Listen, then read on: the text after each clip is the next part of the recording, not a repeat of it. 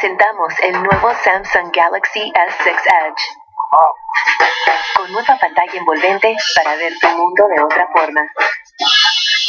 Y un nuevo diseño más ligero, más delgado, más atractivo. El smartphone más bonito que hemos creado. ¿No vas a contestar? Ya está. Simplemente deslumbrante. Disponible en Sprint. A Georgia pastor is making headlines after he gave a sermon about the hypocrites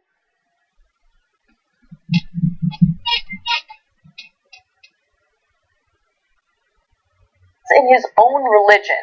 Now, this is a sermon that he did in regard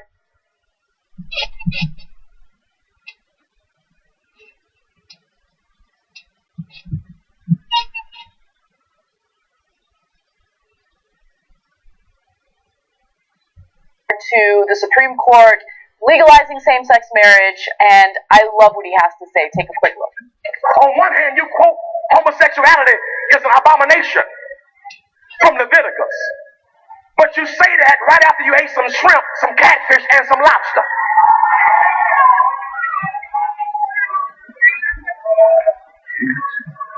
See? You quote Leviticus while you're wearing a wool blend suit.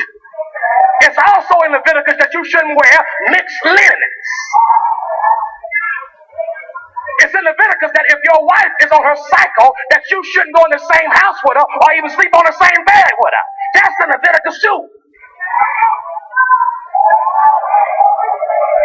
Here's my point. We pick and choose the scriptures that we want to use to beat folk up with, rather than look at our own lives. Let me tell you something. If God wanted to judge America, he wouldn't need the Supreme Court system. If he wanted to judge America because of sin, he would judge me in '88 at the Freaknik in Atlanta. Y'all ain't saying nothing to me. Look at your neighbor and tell your neighbor, I don't condemn you. I don't judge you. I'm going to preach Christ to you.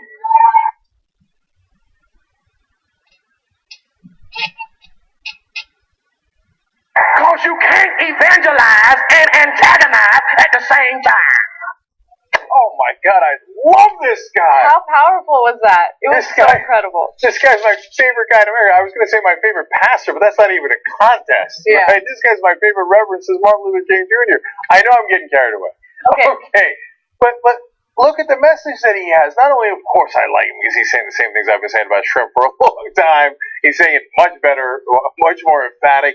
But you can preach hate from the pulpit, which so many have done for so long, and get people riled up about that hate, or you can preach love from that same pulpit and get people riled up about that. Yeah. Okay, so E. Dewey Smith, amen. Amen, brother. I know. I love that. I love that because it shows you something that we talk about in terms of a caveat, but I don't think we emphasize enough. There are so many religious people in America that are not fundamentalists, that genuinely do believe in preaching love, that genuinely do use their religion for good acts, right? They want to feed the needy. They want to make sure that they look out for their fellow humans. Like, that's what they care about. And he represents that. And I love that he's getting attention for it. He deserves it. And two lines I just blew me away. The very last one, he said, you can't evangelize and antagonize at the same time. So, and look, he comes from the House of Hope in Atlanta and the House of Hope Macon, right? So not living up to that name of House of Hope. And then the one that kind of haunted me a little bit, that was not in that tape. He said, we have done what the slave master did to us. That is super powerful, right? You turn people against one another. You get people to hate using the Bible, which he's absolutely right.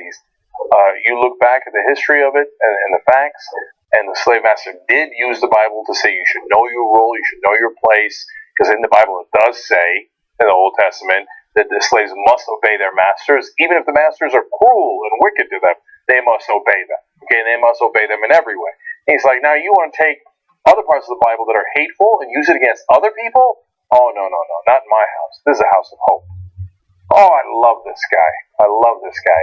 Now, it doesn't mean that I agree with him on religion. It doesn't mean any of that, right? But here's how we can have disagreements and still love each other, right? And still go towards the same path. Yep. And so, if this is how religious people were, we'd all get along great. Emphasize the love, not the hate.